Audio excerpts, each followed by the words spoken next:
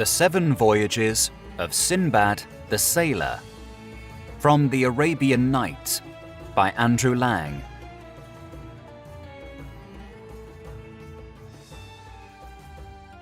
In the times of the Caliph Harun al-Rashid, there lived in Baghdad a poor porter named Sinbad, who on a very hot day was sent to carry a heavy load from one end of the city to the other. Before he had accomplished half the distance, he was so tired that, finding himself in a quiet street where the pavement was sprinkled with rose water and a cool breeze was blowing, he set his burden upon the ground and sat down to rest in the shade of a grand house. Very soon he decided that he could not have chosen a pleasanter place. A delicious perfume of aloes wood and pastilles came from the open windows and mingled with the scent of the rose water which steamed up from the hot pavement. Within the palace he heard some music, as of many instruments cunningly played, and the melodious warble of nightingales and other birds, and by this, and the appetizing smell of many dainty dishes of which he presently became aware, he judged that feasting and merry-making were going on.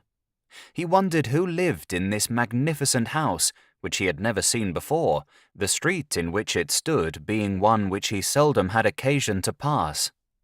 To satisfy his curiosity, he went up to some splendidly dressed servants who stood at the door, and asked one of them the name of the master of the mansion.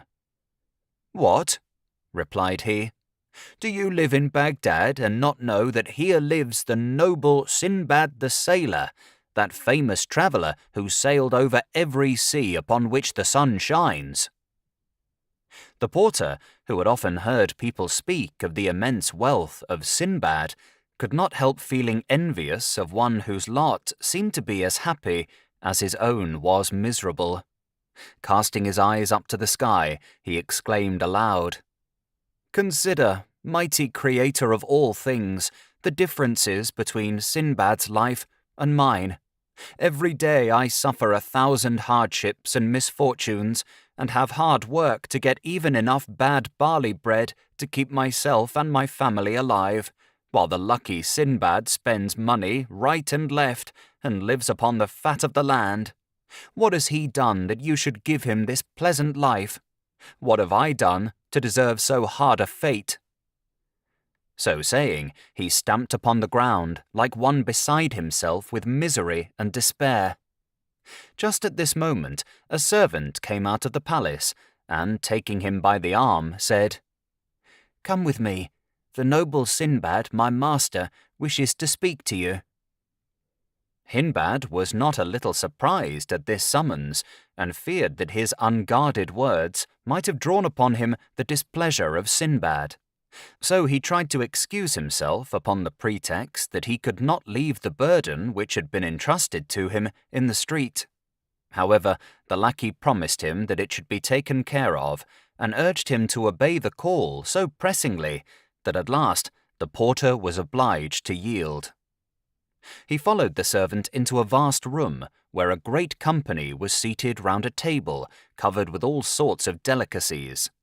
In the place of honour sat a tall, grave man, whose long white beard gave him a venerable air. Beside his chair stood a crowd of attendants eager to minister to his wants. This was the famous Sinbad himself. The porter, more than ever alarmed at the sight of so much magnificence, tremblingly saluted the noble company. Sinbad, making a sign to him to approach, caused him to be seated at his right hand, and himself heaped choice morsels upon his plate, and poured out for him a draught of excellent wine, and presently, when the banquet drew to a close, spoke to him familiarly, asking him his name and occupation. "My lord," replied the porter, "I am called Sinbad." "I am glad to see you here," continued Sinbad, "and I will answer for the rest of the company that they are equally pleased. But I wish you to tell me what it was that you said just now in the street." For Sinbad, passing by the open window before the feast began, had heard his complaint, and therefore had sent for him. At this question, Hindbad was covered with confusion, and hanging down his head, replied, "My lord, I confess that, overcome by weariness and ill humour, I uttered indiscreet words, which I pray you to pardon me." "Oh," replied Sinbad, "do not imagine that I am so unjust as to blame you. On the contrary, I understand your situation and can pity you. Only you appear to be mistaken about me, and I wish to set you right. You doubtless imagine that I have acquired all the wealth and luxury that you see me enjoy without difficulty or danger. But this is far indeed from being the case. I have only reached this happy state after having for years suffered every possible kind of toil and danger. Yes, my noble friends," he continued, addressing the company, "I assure you that my adventures have been strange enough to deter even the most avaricious men from seeking wealth by traversing the seas. Since you have, perhaps, heard but confused accounts of my 7 voyages and the dangers and wonders that I have met with by sea and land, I will now give you a full and true account of them, which I think you will be well pleased to hear." As Sinbad was relating his adventures chiefly on account of the porter, he ordered, before beginning his tale, that the burden which had been left in the street should be carried by some of his own servants to the place for which Hindbad had set out at first, while he remained to listen to the story. First Voyage. I had inherited considerable wealth from my parents, and being young and foolish, I at first squandered it recklessly upon every kind of pleasure. But presently, finding that riches speedily take to themselves wings if managed as badly as I was managing mine, and remembering also that to be old and poor is misery indeed, I began to bethink me of how I could make the best of what still remained to me. I sold all my household goods by public auction, and joined a company of merchants who traded by sea, embarking with them at Balsora in a ship which we had fitted out between us. We set sail, and took our course towards the East Indies by the Persian Gulf, having the coast of Persia upon our left hand, and upon our right the shores of Arabia Felix. I was at first much troubled by the uneasy motion of the vessel, but speedily recovered my health, and since that hour have been no more plagued by seasickness. From time to time we landed at various islands, where we sold or exchanged our merchandise, and one day, when the wind dropped suddenly, we found ourselves becalmed close to a small island like a green meadow, which only rose slightly above the surface of the water. Our sails were furled, and the captain gave permission to all who wished to land for a while and amuse themselves.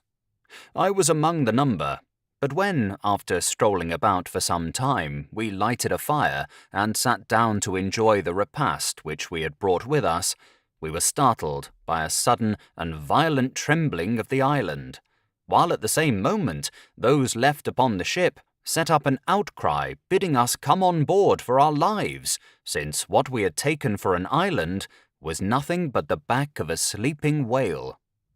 Those who were nearest to the boat threw themselves into it, others sprang into the sea, but before I could save myself, the whale plunged suddenly into the depths of the ocean, leaving me clinging to a piece of the wood which we had brought to make our fire. Meanwhile, a breeze had sprung up, and in the confusion that ensued on board our vessel in hoisting the sails and taking up those who were in the boat and clinging to its sides, no one missed me, and I was left at the mercy of the waves. All that day I floated up and down, now beaten this way, now that, and when night fell, I despaired for my life. But, weary and spent as I was, I clung to my frail support, and great was my joy when the morning light showed me that I had drifted against an island. The cliffs were high and steep, but luckily for me some tree roots protruded in places, and by their aid I climbed up at last and stretched myself upon the turf at the top, where I lay, more dead than alive, till the sun was high in the heavens. By that time I was very hungry, but after searching I came upon some eatable herbs and a spring of clear water, and much refreshed I set out to explore the island. Presently I reached a great plain where a grazing horse was tethered, and as I stood looking at it, I heard voices talking apparently underground, and in a moment a man appeared and asked me how I came upon the island. I told him my adventures, and heard in return that he was one of the grooms of Mirage, the king of the island, and that each year they came to feed their master's horses in this plain. He took me to a cave where his companions were assembled, and when I had eaten of the food they set before me, they bade me think myself fortunate to have come upon them when I did, since they were going back to their master on the morrow, and without their aid I could certainly never have found my way to the inhabited part of the island. Early the next morning we accordingly set out, and when we reached the capital I was graciously received by the king, to whom I related my adventures, upon which he ordered that I should be well cared for and provided with such things as I needed.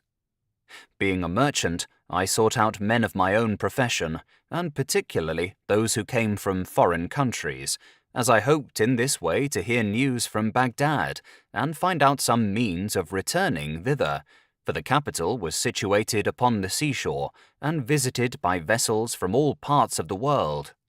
In the meantime, I heard many curious things, and answered many questions concerning my own country, for I talked willingly with all who came to me.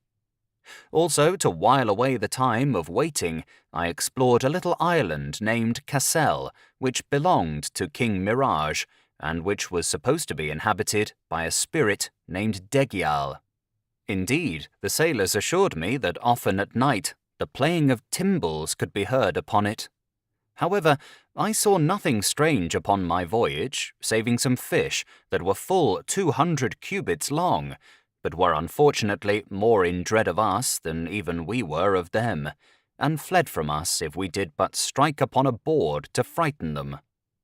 Other fishes there were only a cubit long, which had heads like owls.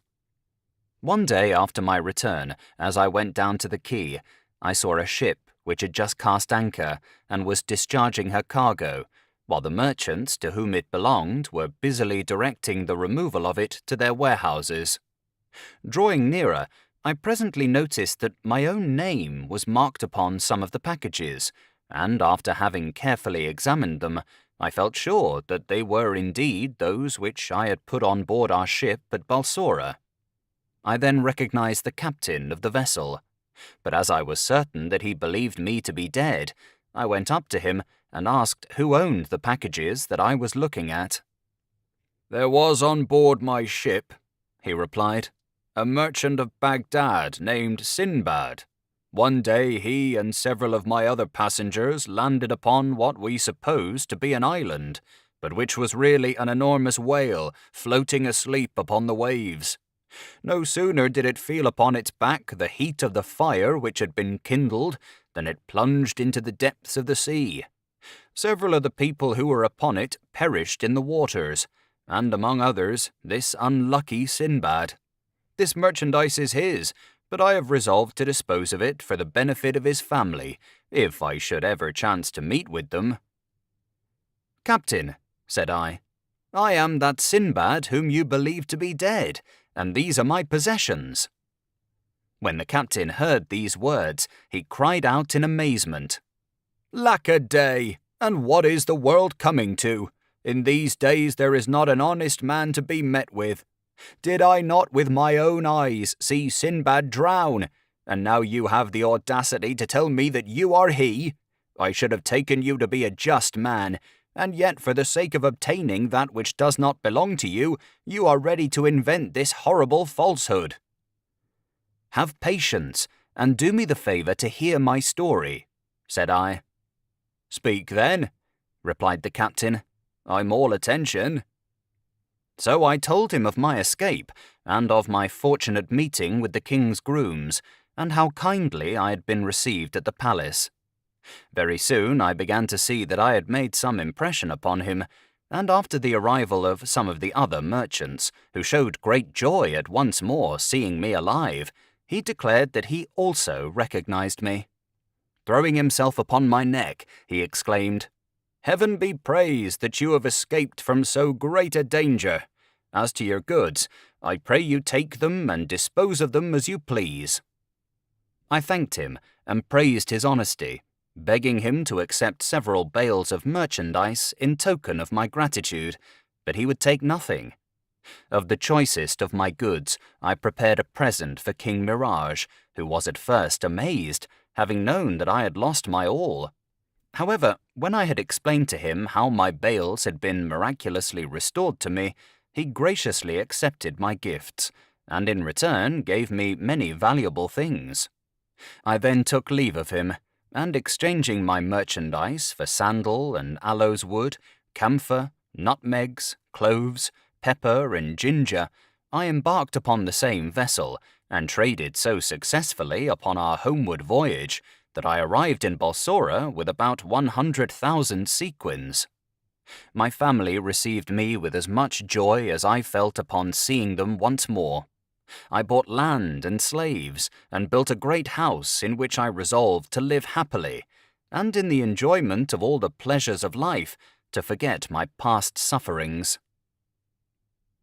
Here Sinbad paused, and commanded the musicians to play again, while the feasting continued until evening. When the time came for the porter to depart, Sinbad gave him a purse containing 100 sequins, saying, "Take this, Hindbad, and go home, but tomorrow come again, and you shall hear more of my adventures." The porter retired, quite overcome by so much generosity, and you may imagine that he was well received at home, where his wife and children thanked their lucky stars that he had found such a benefactor. The next day, Hindbad, dressed in his best, returned to the Voyages' house, and was received with open arms. As soon as all the guests had arrived, the banquet began as before, and when they had feasted long and merrily, Sinbad addressed them thus: "My friends, I beg that you will give me your attention while I relate the adventures of my second voyage, which you will find even more astonishing than the first." Second Voyage. I had resolved, as you know, on my return from my first voyage, to spend the rest of my days quietly in Baghdad. But very soon I grew tired of such an idle life, and longed once more to find myself upon the sea. I procured, therefore, such goods as were suitable for the places I intended to visit, and embarked for the second time in a good ship with other merchants whom I knew to be honourable men. We went from island to island, often making excellent bargains, until one day we landed at a spot which, though covered with fruit trees and abounding in springs of excellent water, appeared to possess neither houses nor people. While my companions wandered here and there gathering flowers and fruit, I sat down in a shady place, and having heartily enjoyed the provisions and the wine I had brought with me, I fell asleep, lulled by the murmur of a clear brook which flowed close by. How long I slept I know not, but when I opened my eyes and started to my feet, I perceived with horror that I was alone, and that the ship was gone. I rushed to and fro like one distracted, uttering cries of despair, and when from the shore I saw the vessel under full sail, just disappearing upon the horizon, I wished bitterly enough that I had been content to stay at home in safety. But since wishes could do me no good, I presently took courage and looked about me for a means of escape. When I had climbed a tall tree, I first of all directed my anxious glances towards the sea, but finding nothing hopeful there, I turned landward, and my curiosity was excited by a huge, dazzling white object, so far off that I could not make out what it might be. Descending from the tree, I hastily collected what remained of my provisions and set off as fast as I could go towards it. As I drew near, it seemed to me to be a white ball of immense size and height, and when I could touch it, I found it marvelously smooth and soft. As it was impossible to climb it, for it presented no foothold, I walked round about it, seeking some opening, but there was none. I counted, however, that it was at least 50 paces round. By this time the sun was near setting, but quite suddenly it fell dark. Something like a huge black cloud came swiftly over me, and I saw with amazement that it was a bird of extraordinary size which was hovering near. Then I remembered that I had often heard the sailors speak of a wonderful bird called a roc, and it occurred to me that the white object which had so puzzled me must be its egg. Sure enough, the bird settled slowly down upon it, covering it with its wings to keep it warm, and I cowered close beside the egg in such a position that one of the bird's feet, which was as large as the trunk of a tree, was just in front of me. Taking off my turban, I bound myself securely to it with the linen in the hope that the roc, when it took flight next morning, would bear me away with it from the desolate island. And this was precisely what did happen. As soon as the dawn appeared, the bird rose into the air, carrying me up and up, till I could no longer see the earth, and then suddenly it descended so swiftly that I almost lost consciousness. When I became aware that the roc had settled, and that I was once again upon solid ground, I hastily unbound my turban from its foot and freed myself, and that not a moment too soon, for the bird, pouncing upon a huge snake, killed it with a few blows from its powerful beak, and seizing it up, rose into the air once more, and soon disappeared from my view. When I had looked about me, I began to doubt if I had gained anything by quitting the desolate island.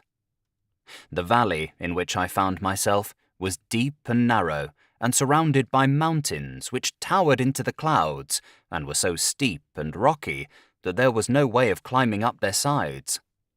As I wandered about, seeking anxiously for some means of escaping from this trap, I observed that the ground was strewn with diamonds, some of them of an astonishing size.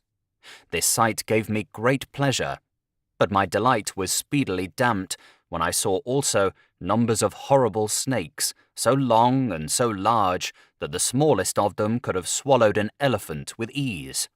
Fortunately for me, they seemed to hide in caverns of the rocks by day, and only came out by night, probably because of their enemy, the roc. All day long I wandered up and down the valley, and when it grew dusk, I crept into a little cave, and having blocked up the entrance to it with a stone, I ate part of my little store of food, and lay down to sleep. But all through the night the serpents crawled to and fro, hissing horribly, so that I could scarcely close my eyes for terror. I was thankful when the morning light appeared, and when I judged by the silence that the serpents had retreated to their dens, I came tremblingly out of my cave and wandered up and down the valley once more, kicking the diamonds contemptuously out of my path, for I felt that they were indeed vain things to a man in my situation. At last, overcome with weariness, I sat down upon a rock, but I had hardly closed my eyes when I was startled by something which fell to the ground with a thud close beside me. It was a huge piece of fresh meat, and as I stared at it, several more pieces rolled over the cliffs in different places. I had always thought that the stories the sailors told of the famous Valley of Diamonds, and of the cunning way which some merchants had devised for getting at the precious stones, were mere travellers' tales invented to give pleasure to the hearers. But now I perceived that they were surely true. These merchants came to the valley at the time when the eagles, which keep their eyries in the rocks, had hatched their young. The merchants then threw great lumps of meat into the valley. These, falling with so much force upon the diamonds, were sure to take up some of the precious stones with them, when the eagles pounced upon the meat and carried it off to their nests to feed their hungry broods. Then the merchants, scaring away the parent birds with shouts and outcries, would secure their treasures. Until this moment, I had looked upon the valley as my grave, for I had seen no possibility of getting out of it alive. But now I took courage and began to devise a means of escape. I began by picking up all the largest diamonds I could find and storing them carefully in the leathern wallet which had held my provisions. These I tied securely to my belt. I then chose the piece of meat which seemed most suited to my purpose, and with the aid of my turban bound it firmly to my back. This done, I laid down upon my face and awaited the coming of the eagles. I soon heard the flapping of their mighty wings above me, and had the satisfaction of feeling one of them seize upon my piece of meat, and me with it, and rise slowly towards his nest, into which he presently dropped me. Luckily for me, the merchants were on the watch, and setting up their usual outcries, they rushed to the nest, scaring away the eagle. Their amazement was great when they discovered me, and also their disappointment, and with one accord they fell to abusing me for having robbed them of their usual profit. Addressing myself to the one who seemed most aggrieved, I said, "I am sure, if you knew all that I have suffered, you would show more kindness towards me, and as for diamonds, I have enough here of the very best for you and me and all your company." So saying, I showed them to him. The others all crowded round me, wondering at my adventures, and admiring the device by which I had escaped from the valley, and when they had led me to their camp and examined my diamonds, they assured me that in all the years that they had carried on their trade, they had seen no stones to be compared with them for size and beauty. I found that each merchant chose a particular nest and took his chance of what he might find in it. So I begged the one who owned the nest to which I had been carried to take as much as he would of my treasure. But he contented himself with one stone, and that by no means the largest, assuring me that with such a gem his fortune was made, and he need toil no more.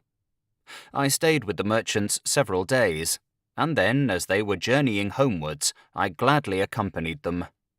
Our way lay across high mountains infested with frightful serpents, but we had the good luck to escape them, and came at last to the seashore. Thence we sailed to the Isle of Rohat, where the camphor trees grow to such a size that 100 men could shelter under one of them with ease. The sap flows from an incision made high up in the tree into a vessel hung there to receive it, and soon hardens into the substance called camphor. But the tree itself withers up and dies when it has been so treated.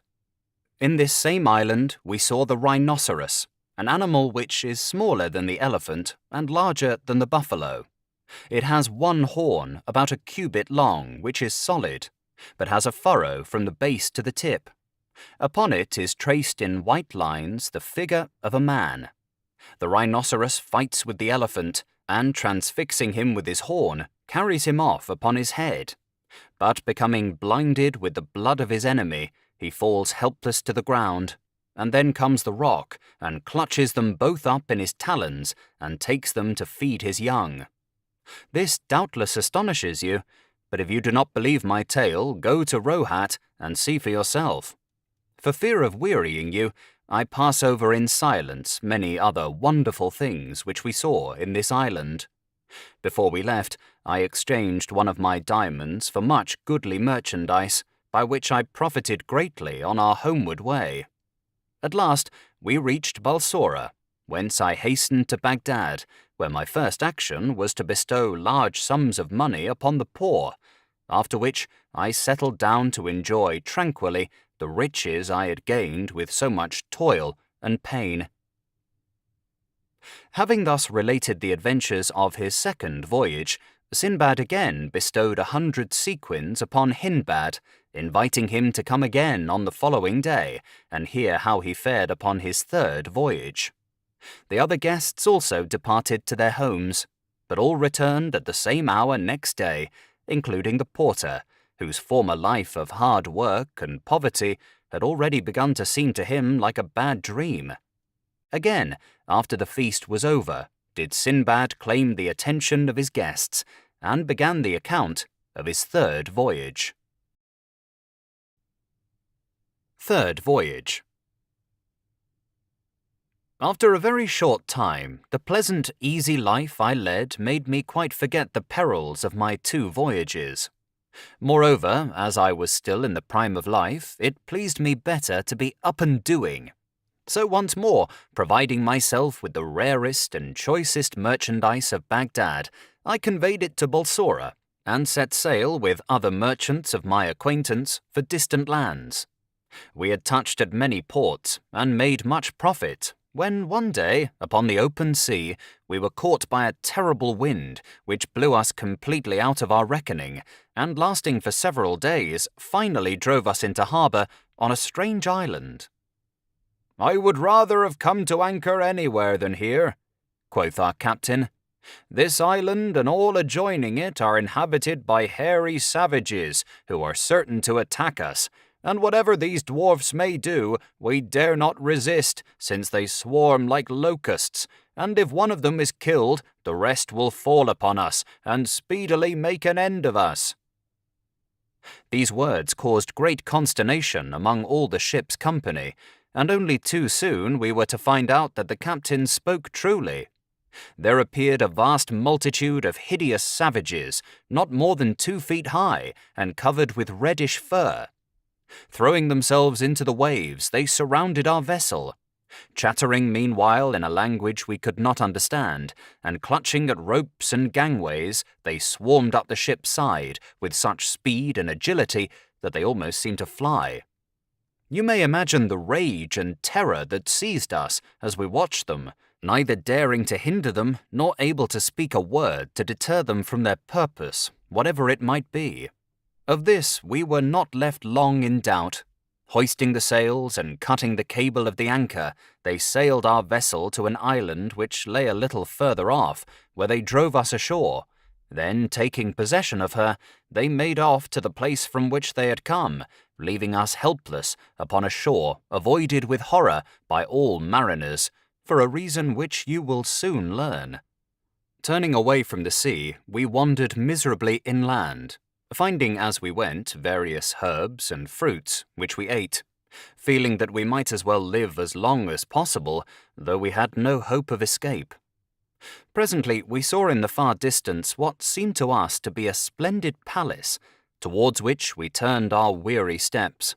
But when we reached it, we saw that it was a castle, lofty and strongly built.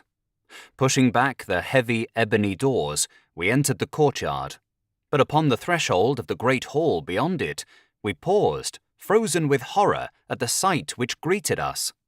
On one side lay a huge pile of bones, human bones, and on the other, numberless spits for roasting. Overcome with despair, we sank trembling to the ground and lay there without speech or motion. The sun was setting when a loud noise aroused us. The door of the hall was violently burst open, and a horrible giant entered. He was as tall as a palm tree and had one eye, which flamed like a burning coal in the middle of his forehead. His teeth were long and sharp and grinned horribly, while his lower lip hung down upon his chest, and he had ears like elephant's ears, which covered his shoulders, and nails like the claws of some fierce bird. At this terrible sight, our senses left us, and we lay like dead men. When at last we came to ourselves, the giant sat examining us attentively with his fearful eye. Presently, when he had looked at us enough, he came towards us, and stretching out his hand, took me by the back of the neck, turning me this way and that. But feeling that I was mere skin and bone, he set me down again, and went on to the next, whom he treated in the same fashion. At last, he came to the captain, and finding him the fattest of us all, he took him up in one hand, and stuck him upon a spit, and proceeded to kindle a huge fire, at which he presently roasted him. After the giant had supped, he lay down to sleep, snoring like the loudest thunder, while we lay shivering with horror the whole night through. And when day broke, he awoke and went out, leaving us in the castle. When we believed him to be really gone, we started up bemoaning our horrible fate, until the hall echoed with our despairing cries. Though we were many and our enemy was alone, it did not occur to us to kill him, and indeed we should have found that a hard task, even if we had thought of it, and no plan could we devise to deliver ourselves. So at last, submitting to our sad fate, we spent the day in wandering up and down the island, eating such fruits as we could find, and when night came, we returned to the castle, having sought in vain for any other place of shelter. At sunset, the giant returned, supped upon one of our unhappy comrades, slept, and snored till dawn, and then left us as before.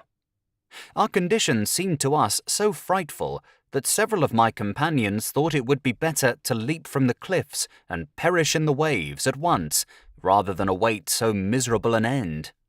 But I had a plan of escape, which I now unfolded to them, and which they at once agreed to attempt. "Listen, my brothers," I added. "You know that plenty of driftwood lies along the shore. Let us make several rafts and carry them to a suitable place.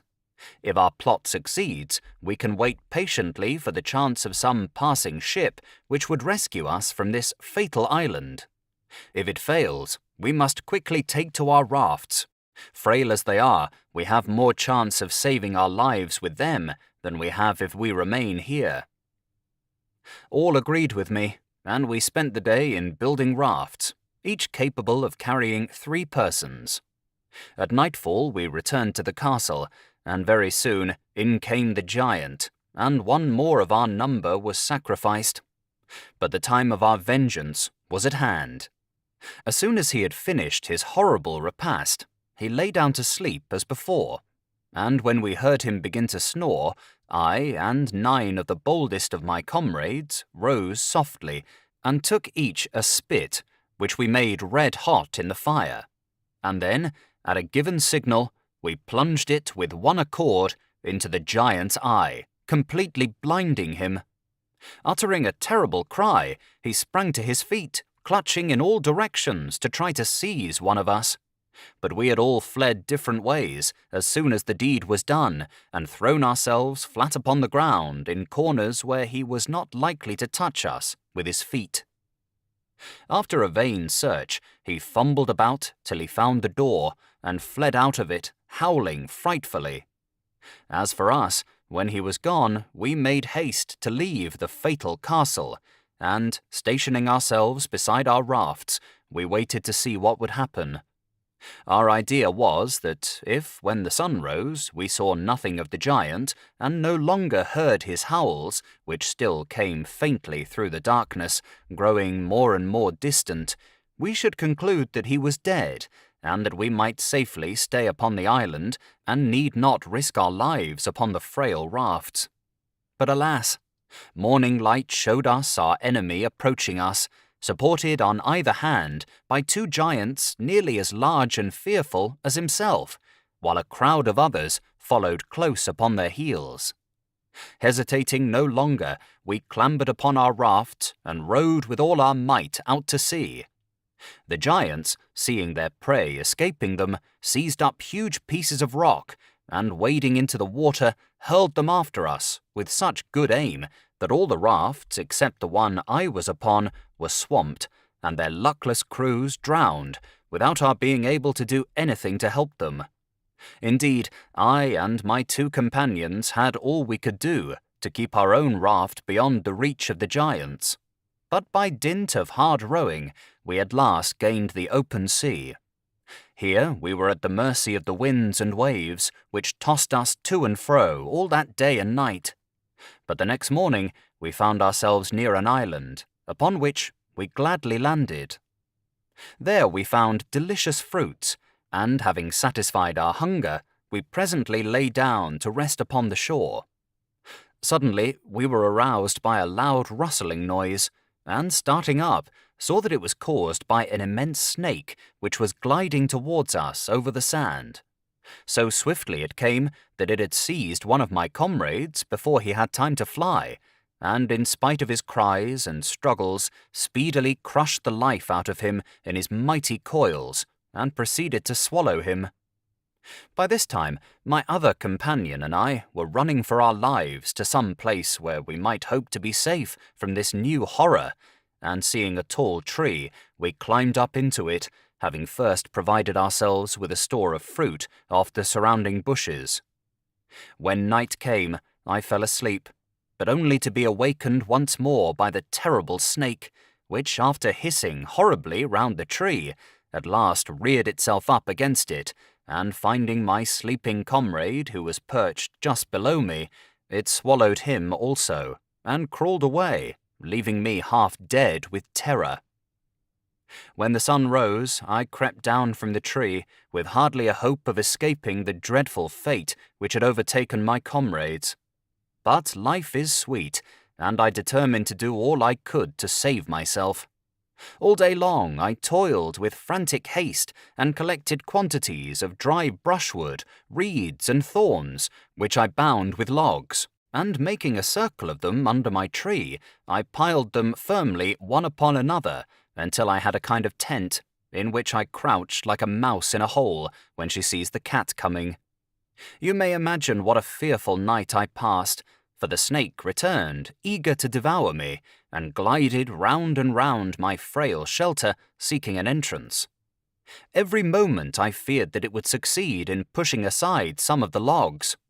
But happily for me, they held together, and when it grew light, my enemy retired, baffled and hungry, to his den. As for me, I was more dead than alive. Shaking with fright and half suffocated by the poisonous breath of the monster, I came out of my tent and crawled down to the sea, feeling that it would be better to plunge from the cliffs and end my life at once than pass such another night of horror. But to my joy and relief, I saw a ship sailing by, and by shouting wildly and waving my turban, I managed to attract the attention of her crew. A boat was sent to rescue me, and very soon I found myself on board, surrounded by a wondering crowd of sailors and merchants, eager to know by what chance I found myself in that desolate island. After I had told my story, they regaled me with the choicest food the ship afforded, and the captain, seeing that I was in rags, generously bestowed upon me one of his own coats. After sailing about for some time, and touching at many ports, we came at last to the island of Salahat, where sandalwood grows in great abundance. Here we anchored, and as I stood watching the merchants disembarking their goods and preparing to sell or exchange them, the captain came up to me and said, "I have here, brother, some merchandise belonging to a passenger of mine who is dead. Will you do me the favour to trade with it, and when I meet with his heirs I shall be able to give them the money, though it will be only just that you shall have a portion for your trouble." I consented gladly, for I did not like standing by idle.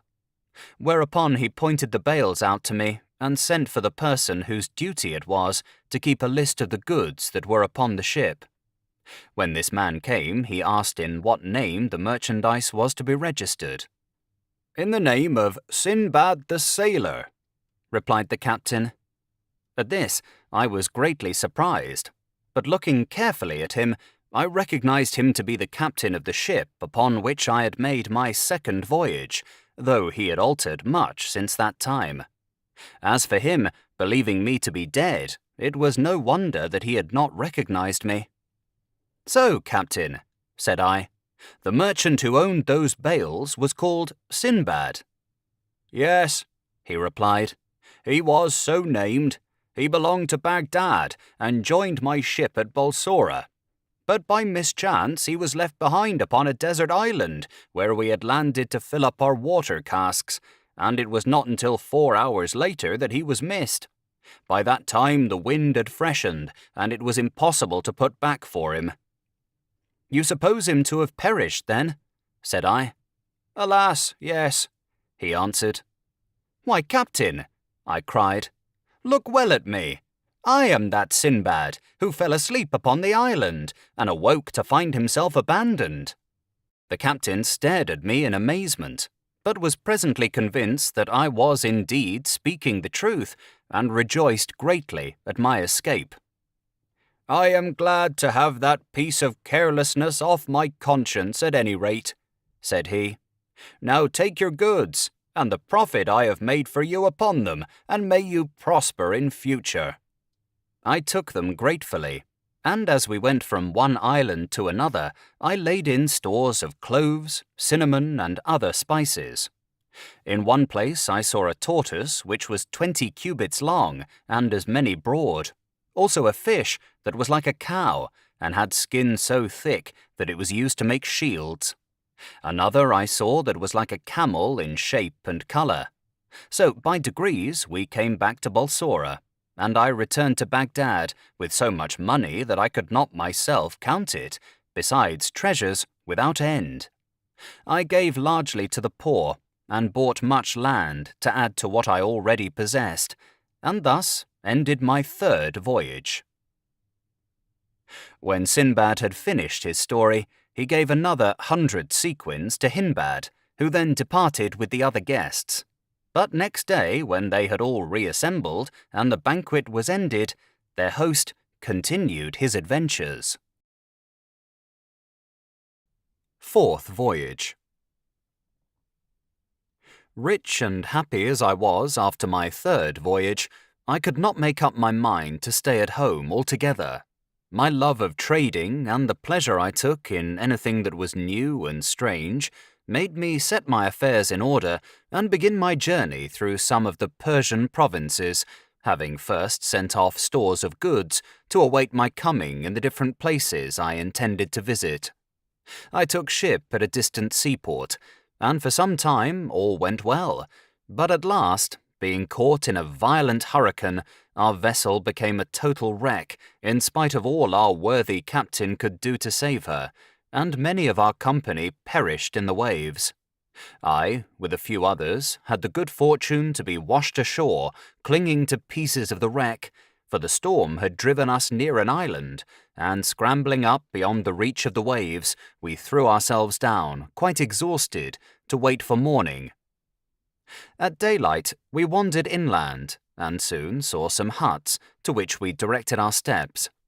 As we drew near, their inhabitants swarmed out in great numbers and surrounded us, and we were led to their houses, and, as it were, divided among our captors.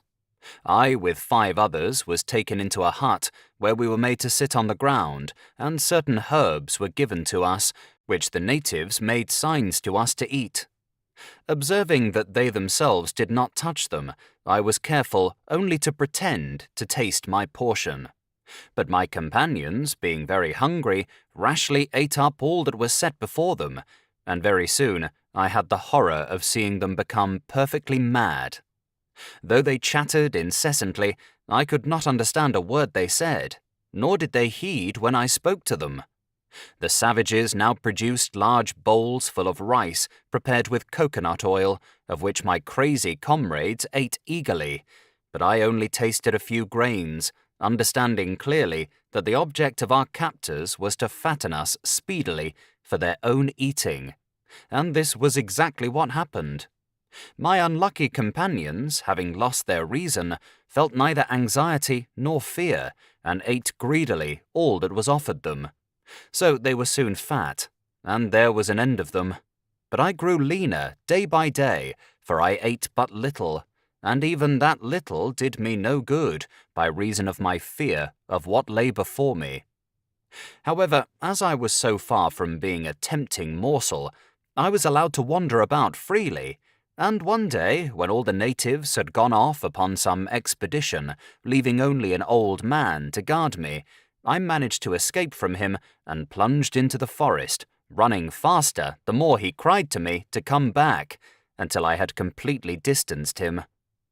For 7 days I hurried on, resting only when the darkness stopped me, and living chiefly upon coconuts, which afforded me both meat and drink, and on the 8th day I reached the seashore, and saw a party of men gathering pepper, which grew abundantly all about. Reassured by the nature of their occupation, I advanced towards them, and they greeted me in Arabic, asking who I was and whence I came. My delight was great on hearing this familiar speech, and I willingly satisfied their curiosity, telling them how I had been shipwrecked and captured by the natives. "But these savages devour men," said they. "How did you escape?" I repeated to them what I have just told you, at which they were mightily astonished. I stayed with them until they had collected as much pepper as they wished, and then they took me back to their own country and presented me to their king, by whom I was hospitably received. To him also I had to relate my adventures, which surprised him much, and when I had finished, he ordered that I should be supplied with food and raiment, and treated with consideration. The island on which I found myself was full of people, and abounded in all sorts of desirable things, and a great deal of traffic went on in the capital, where I soon began to feel at home and contented. Moreover, the king treated me with special favour, and in consequence of this, everyone, whether at the court or in the town, sought to make life pleasant to me. One thing I remarked which I thought very strange. This was that, from the greatest to the least, all men rode their horses without bridle or stirrups. I one day presumed to ask His Majesty why he did not use them, to which he replied, "You speak to me of things of which I have never before heard." This gave me an idea. I found a clever workman and made him cut out, under my direction, the foundation of a saddle, which I wadded and covered with choice leather, adorning it with rich gold embroidery. I then got a locksmith to make me a bit and a pair of spurs after a pattern that I drew for him, and when all these things were completed, I presented them to the king and showed him how to use them. When I had saddled one of the horses, he mounted it and rode about quite delighted with the novelty, and to show his gratitude, he rewarded me with large gifts. After this, I had to make saddles for all the principal officers of the king's household, and as they all gave me rich presents, I soon became very wealthy and quite an important person in the city. One day the king sent for me and said, "Sinbad, I am going to ask a favour of you. Both I and my subjects esteem you and wish you to end your days amongst us. Therefore I desire that you will marry a rich and beautiful lady whom I will find for you, and think no more of your own country." As the king's will was law, I accepted the charming bride he presented to me, and lived happily with her. Nevertheless, I had every intention of escaping at the first opportunity and going back to Baghdad. Things were thus going prosperously with me, when it happened that the wife of one of my neighbours, with whom I had struck up quite a friendship, fell ill and presently died. I went to his house to offer my consolations, and found him in the depths of woe. "Heaven preserve you," said I, "and send you a long life."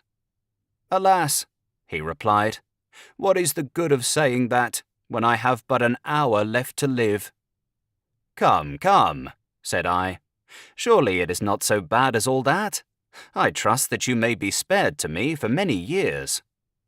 "I hope," answered he, "that your life may be long, but as for me, all is finished.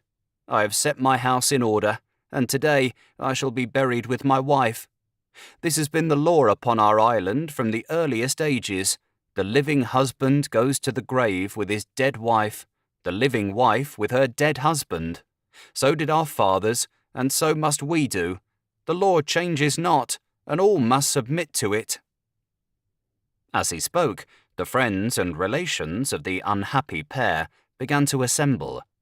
The body, decked in rich robes and sparkling with jewels, was laid upon an open bier, and the procession started, taking its way to a high mountain at some distance from the city, the wretched husband, clothed from head to foot in a black mantle, following mournfully. When the place of interment was reached, the corpse was lowered, just as it was, into a deep pit. Then the husband, bidding farewell to all his friends, stretched himself upon another bier, upon which were laid 7 little loaves of bread and a pitcher of water, and he also was let down, down, down to the depths of the horrible cavern, and then a stone was laid over the opening, and the melancholy company wended its way back to the city. You may imagine that I was no unmoved spectator of these proceedings. To all the others, it was a thing to which they had been accustomed from their youth up. But I was so horrified that I could not help telling the king how it struck me. "Sire," I said, "I am more astonished than I can express to you at the strange custom which exists in your dominions of burying the living with the dead. In all my travels I have never before met with so cruel and horrible a law." "What would you have, Sinbad?" he replied. "It is the law for everybody. I myself should be buried with the Queen if she were the first to die." "But, Your Majesty," said I, "dare I ask if this law applies to foreigners also?" "Why, yes," replied the king, smiling, in what I could but consider a very heartless manner. "They are no exception to the rule if they have married in the country." When I heard this, I went home much cast down, and from that time forward my mind was never easy. If only my wife's little finger ached, I fancied she was going to die, and sure enough, before very long she fell really ill, and in a few days breathed her last. My dismay was great, for it seemed to me that to be buried alive was even a worse fate than to be devoured by cannibals. Nevertheless, there was no escape. The body of my wife, arrayed in her richest robes and decked with all her jewels, was laid upon the bier. I followed it, and after me came a great procession, headed by the king and all his nobles, and in this order we reached the fatal mountain, which was one of a lofty chain bordering the sea. Here I made one more frantic effort to excite the pity of the king and those who stood by, hoping to save myself even at this last moment, but it was of no avail. No one spoke to me. They even appeared to hasten over their dreadful task, and I speedily found myself descending into the gloomy pit with my 7 loaves and a pitcher of water beside me.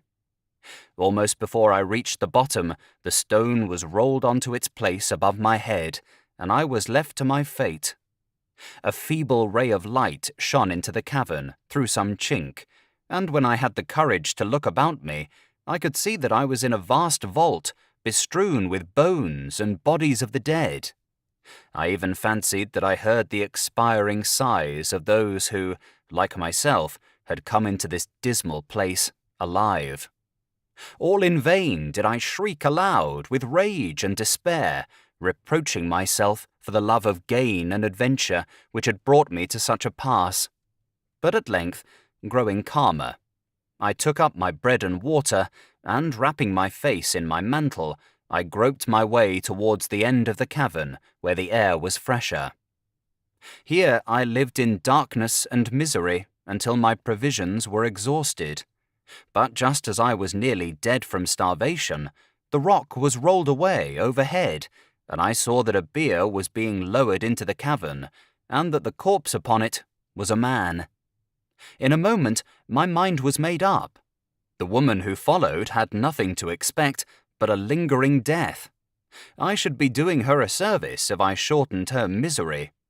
Therefore, when she descended, already insensible from terror, I was ready armed with a huge bone, one blow from which left her dead, and I secured the bread and water which gave me a hope of life.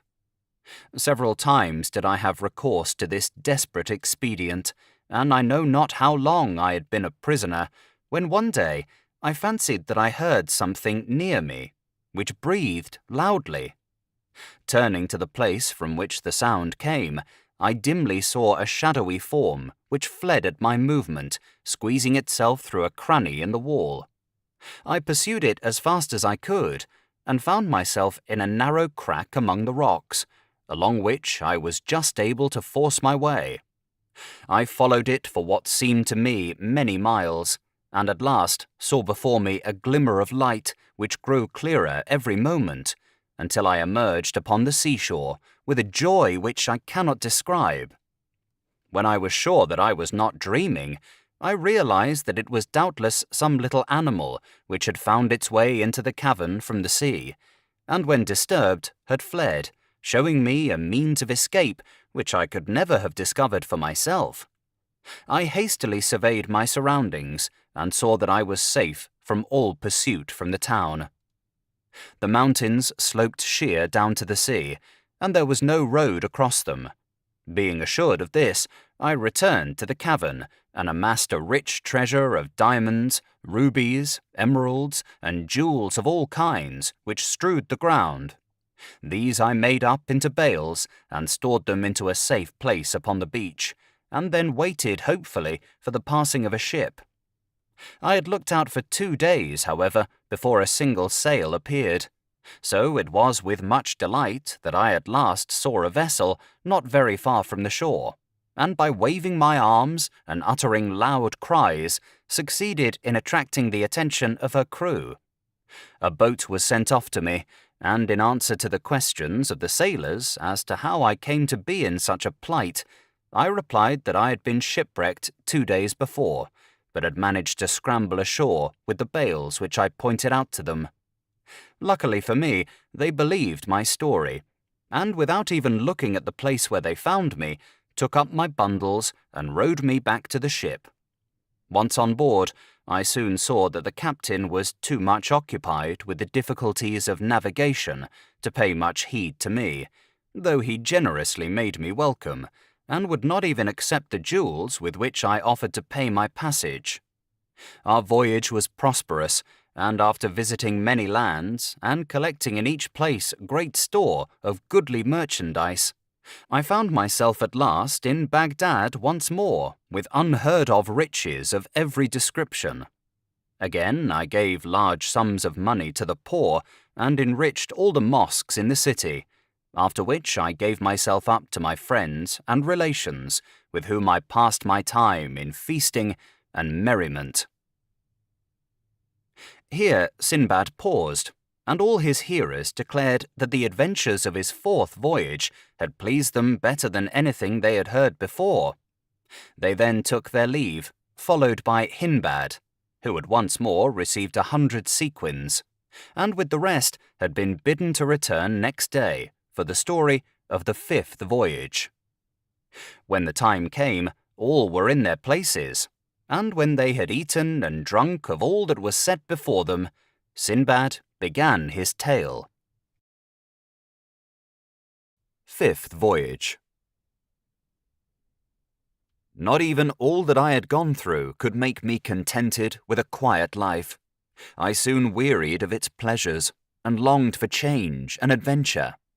Therefore I set out once more, but this time in a ship of my own, which I built and fitted out at the nearest seaport.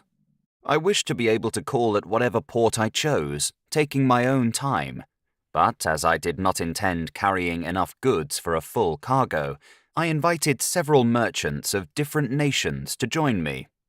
We set sail with the first favourable wind, and after a long voyage upon the open seas, we landed upon an unknown island, which proved to be uninhabited. We determined, however, to explore it, but had not gone far when we found a roc's egg, as large as the one I had seen before, and evidently very nearly hatched, for the beak of the young bird had already pierced the shell. In spite of all I could say to deter them, the merchants who were with me fell upon it with their hatchets, breaking the shell and killing the young roc. Then, lighting a fire upon the ground, they hacked morsels from the bird and proceeded to roast them, while I stood by, aghast. Scarcely had they finished their ill-omened repast, when the air above us was darkened by 2 mighty shadows. The captain of my ship, knowing by experience what this meant, cried out to us that the parent birds were coming, and urged us to get on board with all speed. This we did, and the sails were hoisted. But before we had made any way, the rocs reached their despoiled nest, and hovered about it, uttering frightful cries when they discovered the mangled remains of their young one. For a moment we lost sight of them, and were flattering ourselves that we had escaped, when they reappeared and soared into the air directly over our vessel, and we saw that each held in its claws an immense rock ready to crush us. There was a moment of breathless suspense. Then one bird loosed its hold, and the huge block of stone hurtled through the air. But thanks to the presence of mind of the helmsman, who turned our ship violently in another direction, it fell into the sea, close beside us, cleaving it asunder till we could nearly see the bottom. We had hardly time to draw a breath of relief before the other rock fell with a mighty crash right in the midst of our luckless vessel, smashing it into 1,000 fragments and crushing or hurling into the sea passengers and crew. I myself went down with the rest, but had the good fortune to rise unhurt, and by holding on to a piece of driftwood with one hand and swimming with the other, I kept myself afloat and was presently washed up by the tide onto an island. Its shores were steep and rocky, but I scrambled up safely and threw myself down to rest upon the green turf.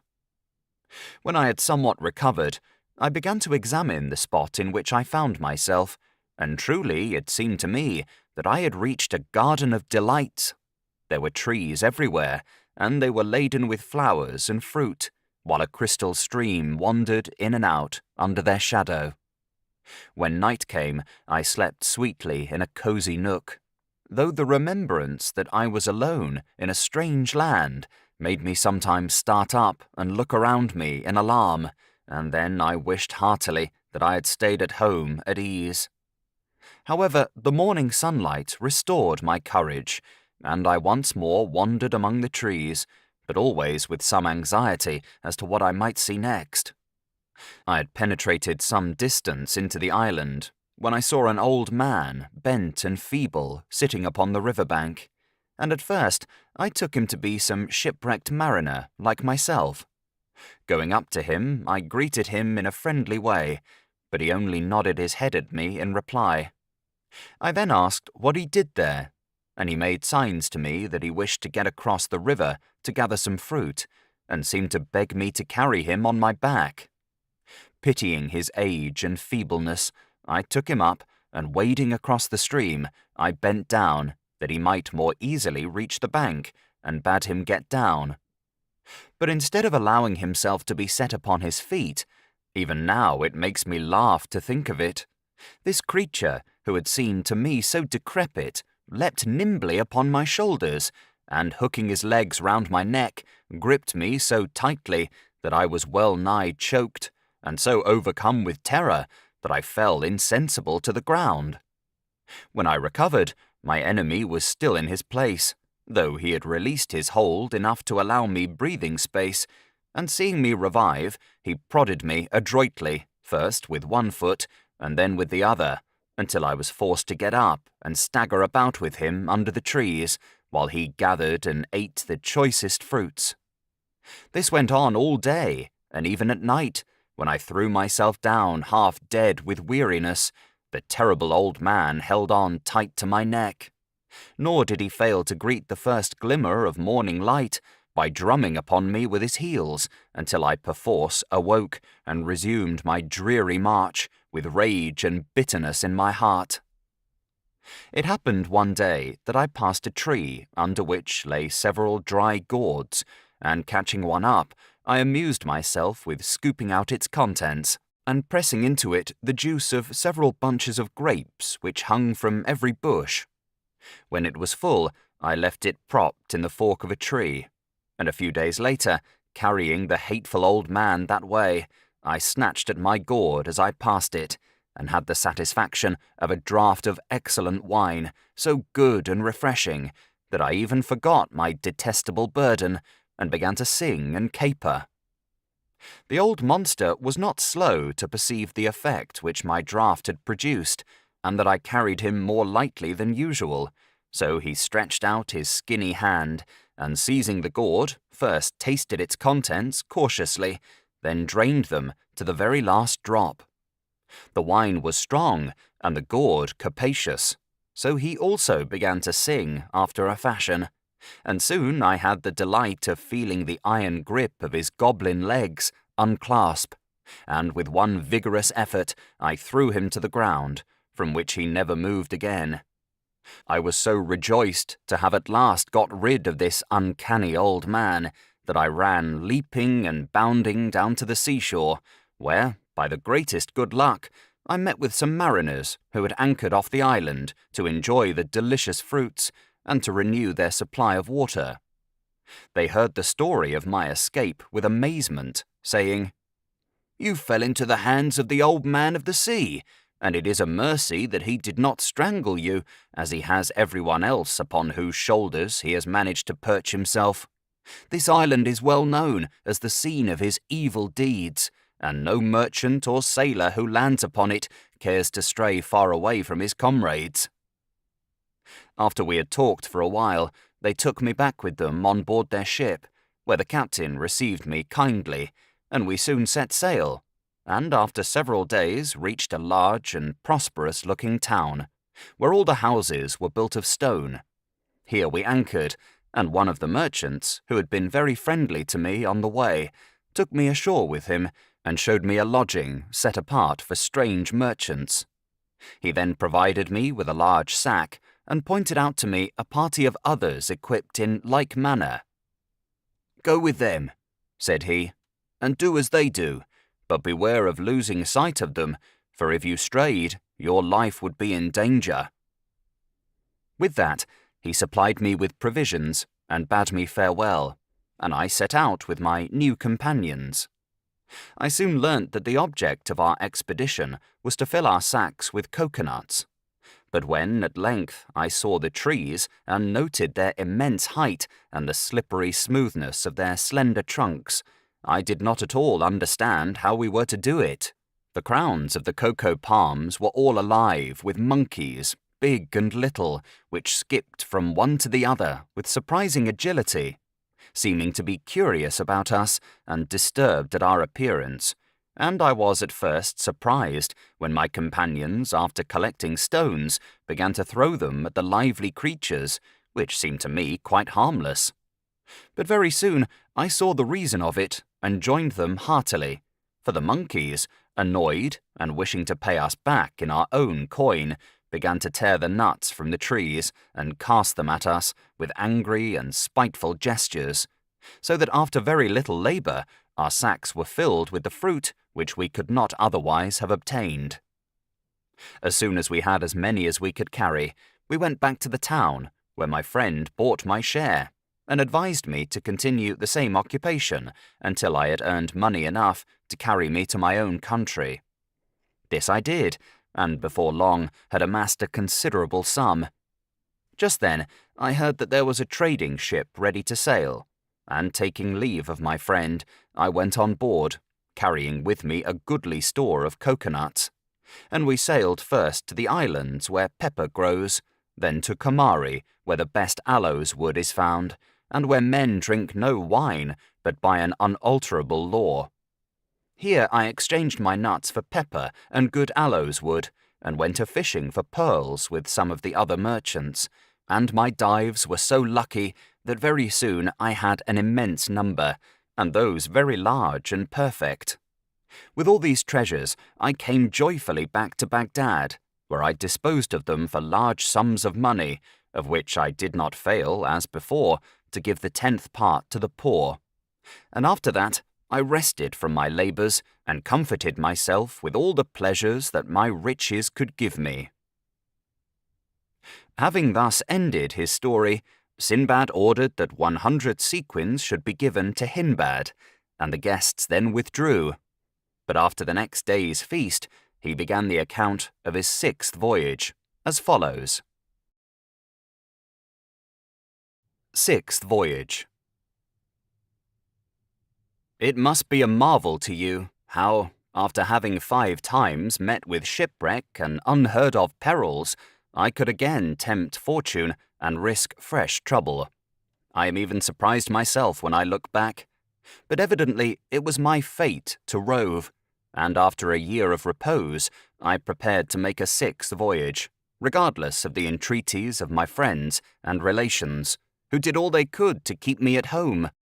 Instead of going by the Persian Gulf, I travelled a considerable way overland, and finally embarked from a distant Indian port, with a captain who meant to make a long voyage. And truly he did so, for we fell in with stormy weather, which drove us completely out of our course, so that for many days neither captain nor pilot knew where we were, nor where we were going.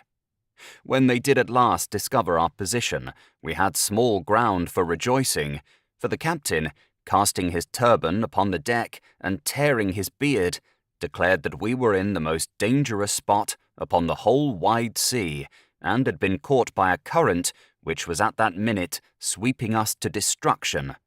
It was too true. In spite of all the sailors could do, we were driven with frightful rapidity towards the foot of a mountain which rose sheer out of the sea, and our vessel was dashed to pieces upon the rocks at its base. Not, however, until we had managed to scramble on shore, carrying with us the most precious of our possessions. When we had done this, the captain said to us, "Now we are here, we may as well begin to dig our graves at once, since from this fatal spot no shipwrecked mariner has ever returned." This speech discouraged us much, and we began to lament over our sad fate. The mountain formed the seaward boundary of a large island, and the narrow strip of rocky shore upon which we stood was strewn with the wreckage of 1,000 gallant ships, while the bones of the luckless mariners shone white in the sunshine, and we shuddered to think how soon our own would be added to the heap. All around, too, lay vast quantities of the costliest merchandise, and treasures were heaped in every cranny of the rocks. But all these things only added to the desolation of the scene. It struck me as a very strange thing that a river of clear, fresh water, which gushed out from the mountain not far from where we were stood, instead of flowing into the sea, as rivers generally do, turned off sharply and flowed out of sight under a natural archway of rock. And when I went to examine it more closely, I found that inside the cave the walls were thick with diamonds and rubies and masses of crystal, and the floor was strewn with ambergris. Here, then, upon this desolate shore, we abandoned ourselves to our fate, for there was no possibility of scaling the mountain, and if a ship had appeared, it could only have shared our doom. The first thing our captain did was to divide equally amongst us all the food we possessed, and then the length of each man's life depended on the time he could make his portion last. I myself could live upon very little. Nevertheless, by the time I had buried the last of my companions, my stock of provisions was so small that I hardly thought I should live long enough to dig my own grave, which I set about doing, while I regretted bitterly the roving disposition which was always bringing me into such straits, and thought longingly of all the comfort and luxury that I had left. But luckily for me, the fancy took me to stand once more beside the river, where it plunged out of sight in the depths of the cavern, and as I did so, an idea struck me. This river, which hid itself underground, doubtless emerged again at some distant spot. Why should I not build a raft and trust myself to its swiftly flowing waters? If I perished before I could reach the light of day once more, I should be no worse off than I was now, for death stared me in the face, while there was always the possibility that, as I was born under a lucky star, I might find myself safe and sound in some desirable land. I decided at any rate to risk it, and speedily built myself a stout raft of driftwood with strong cords, of which enough and to spare lay strewn upon the beach. I then made up many packages of rubies, emeralds, rock crystal, ambergris, and precious stuffs, and bound them upon my raft, being careful to preserve the balance, and then I seated myself upon it, having 2 small oars that I had fashioned laid ready to my hand, and loosed the cord which held it to the bank. Once out in the current, my raft flew swiftly under the gloomy archway, and I found myself in total darkness, carried smoothly forward by the rapid river. On I went, as it seemed to me, for many nights and days. Once the channel became so small that I had a narrow escape of being crushed against the rocky roof.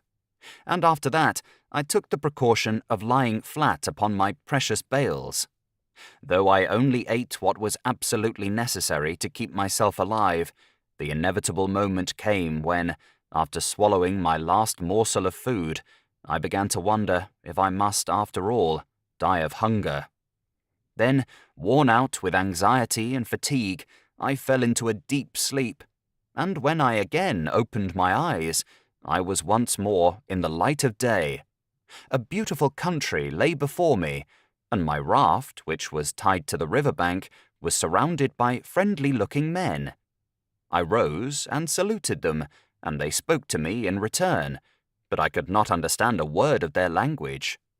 Feeling perfectly bewildered by my sudden return to life and light, I murmured to myself in Arabic, "Close thine eyes, and while thou sleepest, heaven will change thy fortune from evil to good."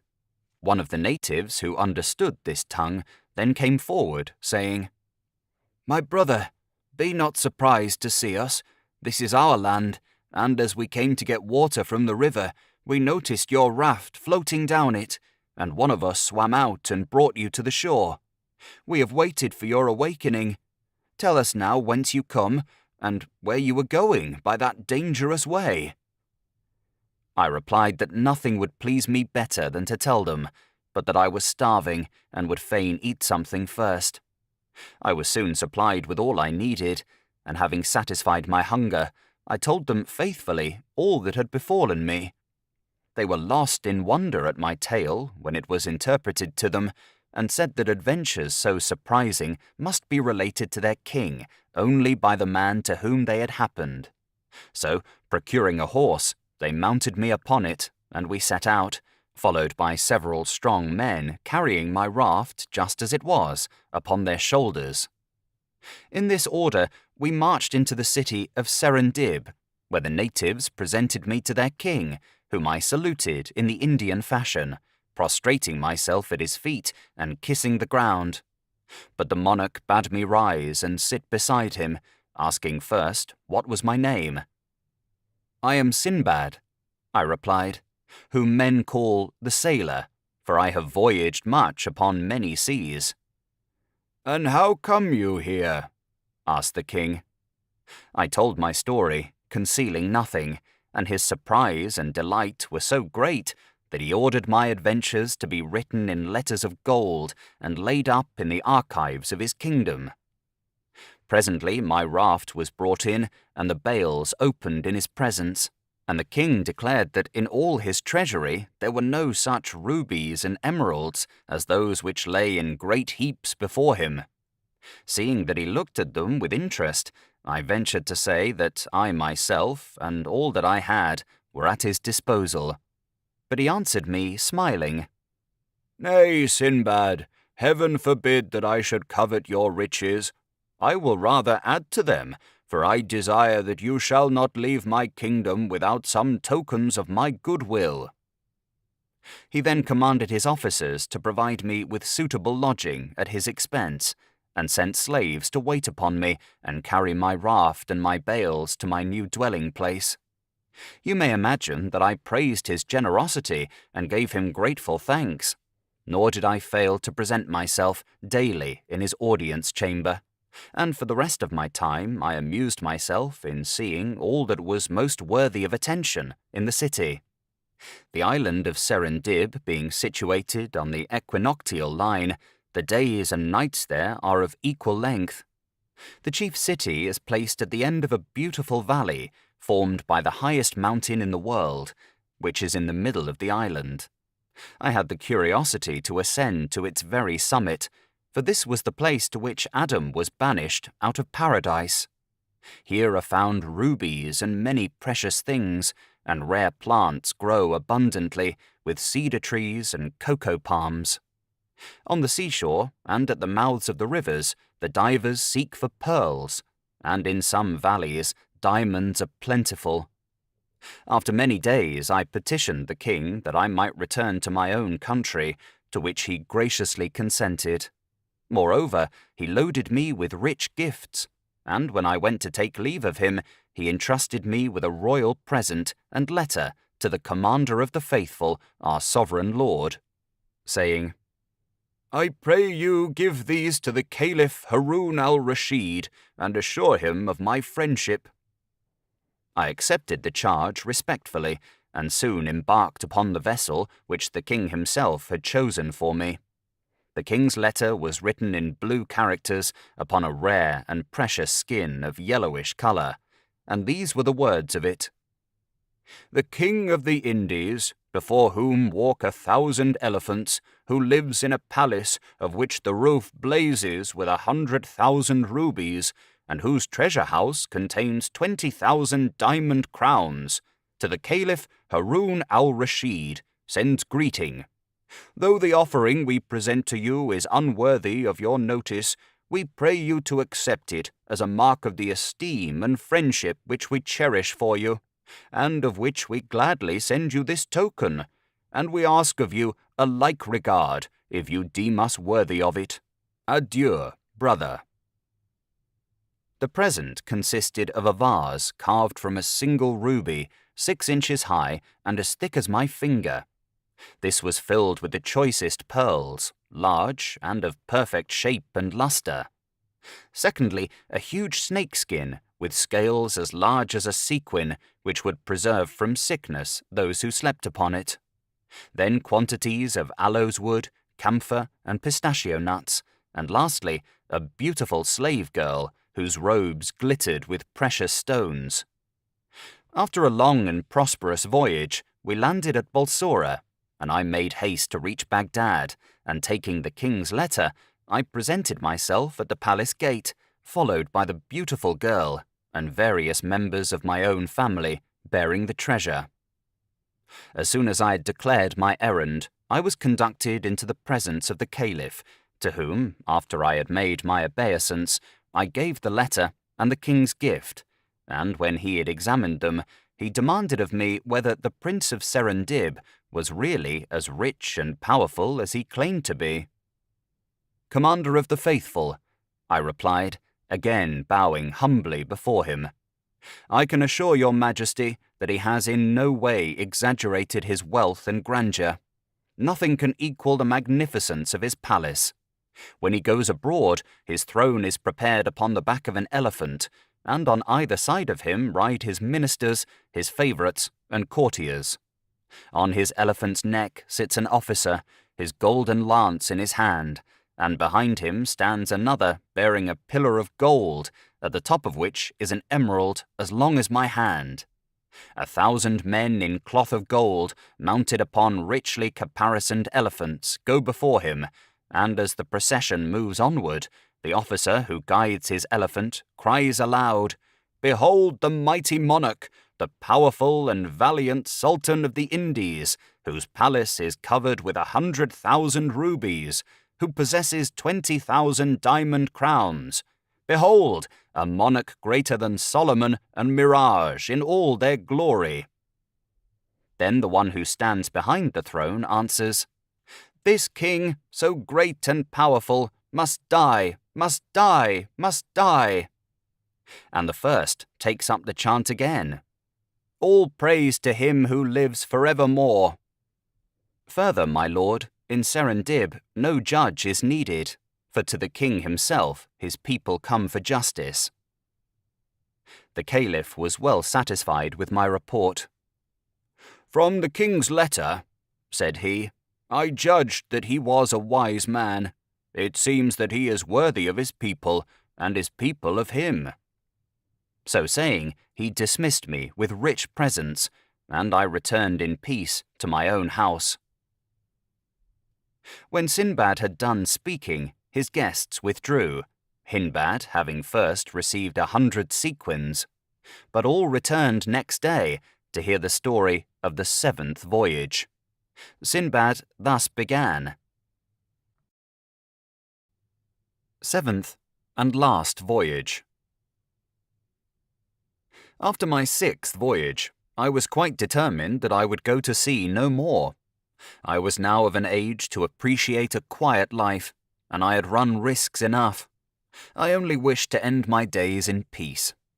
One day, however, when I was entertaining a number of my friends, I was told that an officer of the Caliph wished to speak to me, and when he was admitted, he bade me follow him into the presence of Harun al-Rashid, which I accordingly did. After I had saluted him, the Caliph said, "I have sent for you, Sinbad, because I need your services. I have chosen you to bear a letter and a gift to the king of Serendib in return for his message of friendship." The Caliph's commandment fell upon me like a thunderbolt. "Commander of the faithful," I answered, "I am ready to do all that your majesty commands, but I humbly pray you to remember that I am utterly disheartened by the unheard-of sufferings I have undergone. Indeed, I have made a vow never again to leave Baghdad." With this, I gave him a long account of some of my strangest adventures, to which he listened patiently. "I admit," said he, "that you have indeed had some extraordinary experiences, but I do not see why they should hinder you from doing as I wish. You have only to go straight to Serendib and give my message, then you are free to come back and do as you will. But go you must. My honor and dignity demand it." Seeing that there was no help for it, I declared myself willing to obey, and the Caliph, delighted at having got his own way, gave me 1,000 sequins for the expenses of the voyage. I was soon ready to start, and taking the letter and the present, I embarked at Balsora and sailed quickly and safely to Serendib. Here, when I had disclosed my errand, I was well received and brought into the presence of the king, who greeted me with joy. "Welcome, Sinbad," he cried. "I have thought of you often and rejoice to see you once more." After thanking him for the honor that he did me, I displayed the Caliph's gifts. First, a bed, with complete hangings, all cloth of gold, which cost 1,000 sequins, and another like to it of crimson stuff. 50 robes of rich embroidery, 100 of the finest white linen from Cairo, Suez, Kufa, and Alexandria. Then more beds of different fashion, and an agate vase carved with the figure of a man aiming an arrow at a lion, and finally a costly table which had once belonged to King Solomon. The king of Serendib received with satisfaction the assurance of the Caliph's friendliness toward him, and now my task being accomplished, I was anxious to depart, but it was some time before the king would think of letting me go. At last, however, he dismissed me with many presents, and I lost no time in going on board a ship, which sailed at once, and for 4 days all went well. On the 5th day, we had the misfortune to fall in with pirates who seized our vessel, killing all who resisted, and making prisoners of those who were prudent enough to submit at once, of whom I was one. When they had despoiled us of all we possessed, they forced us to put on vile raiment, and sailing to a distant island, there sold us for slaves. I fell into the hands of a rich merchant, who took me home with him, and clothed and fed me well, and after some days sent for me, and questioned me as to what I could do. I answered that I was a rich merchant who had been captured by pirates, and therefore I knew no trade. "Tell me," said he, "can you shoot with a bow?" I replied that this had been one of the pastimes of my youth, and that doubtless, with practice, my skill would come back to me. Upon this, he provided me with a bow and arrows, and mounting me with him upon his own elephant, took the way to a vast forest which lay far from the town. When we had reached the wildest part of it, we stopped, and my master said to me, "This forest swarms with elephants. Hide yourself in this great tree and shoot at all that pass you. When you have succeeded in killing one, come and tell me."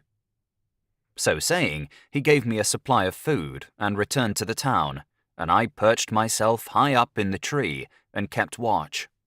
That night I saw nothing, but just after sunrise the next morning a large herd of elephants came crashing and trampling by.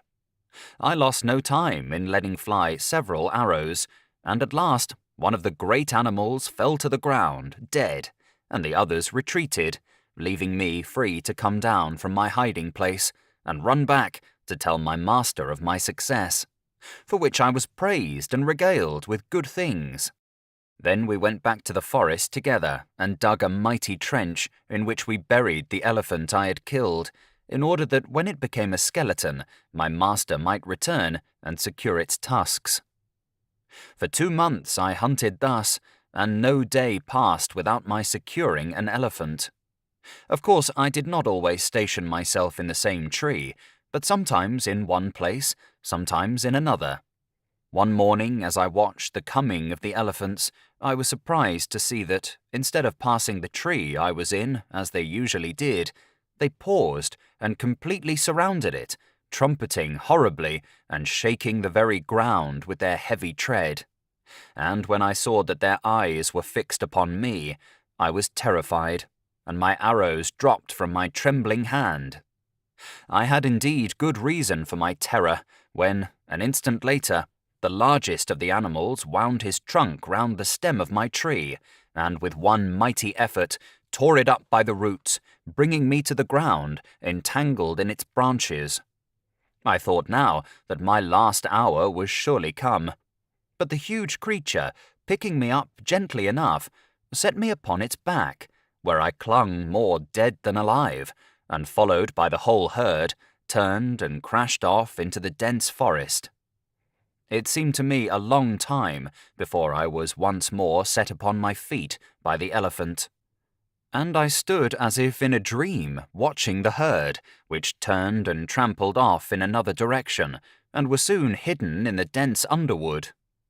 Then, recovering myself, I looked about me, and found that I was standing upon the side of a great hill, strewn as far as I could see on either hand with bones and tusks of elephants. This then must be the elephants' burying place, I said to myself, and they must have brought me here that I might cease to persecute them, seeing that I want nothing but their tusks, and here lie more than I could carry away in a lifetime.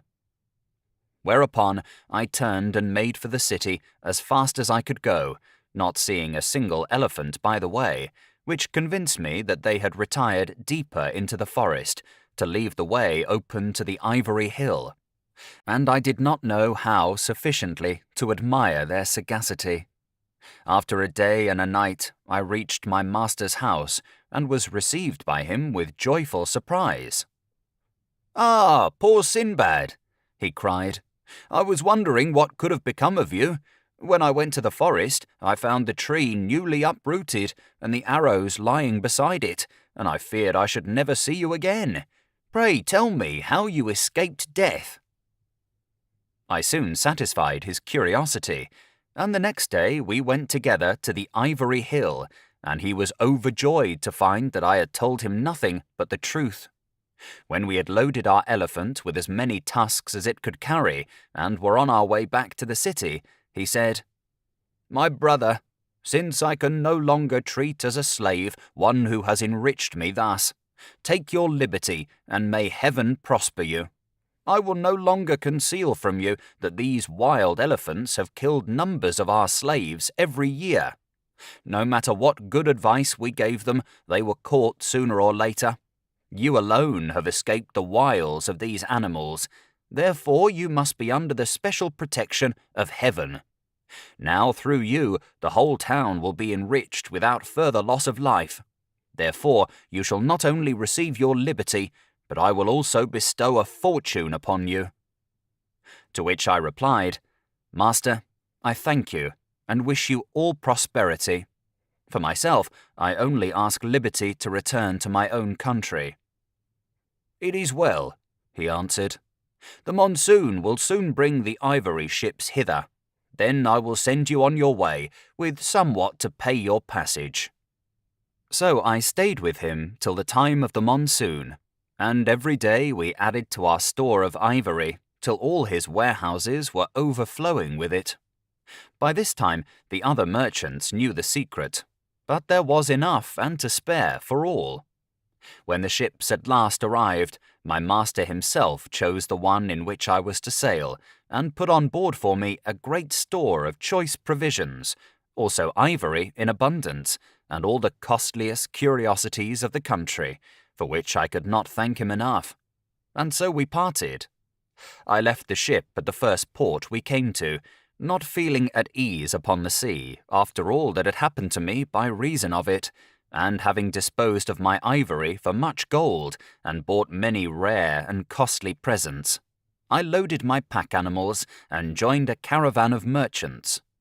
Our journey was long and tedious, but I bore it patiently, reflecting that at least I had not to fear tempests, nor pirates, nor serpents, nor any of the other perils from which I had suffered before, and at length we reached Baghdad.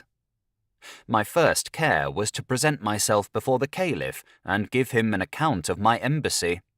He assured me that my long absence had disquieted him much, but he had nevertheless hoped for the best.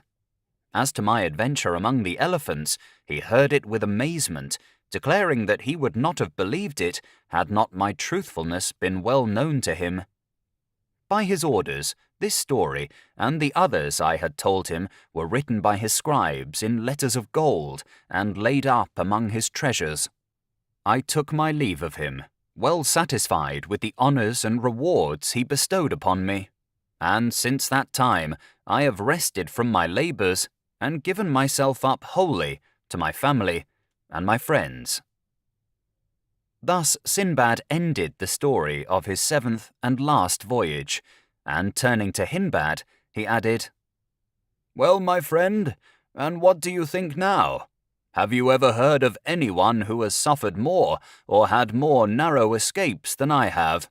Is it not just that I should now enjoy a life of ease and tranquillity?" Hindbad drew near, and kissing his hand respectfully, replied, "Sir, you have indeed known fearful perils. My troubles have been nothing compared to yours. Moreover, the generous use you make of your wealth proves that you deserve it. May you live long and happily in the enjoyment in it." Sinbad then gave him 100 sequins, and henceforward counted him among his friends. Also, he caused him to give up his profession as a porter and to eat daily at his table, that he might all his life remember Sinbad the sailor.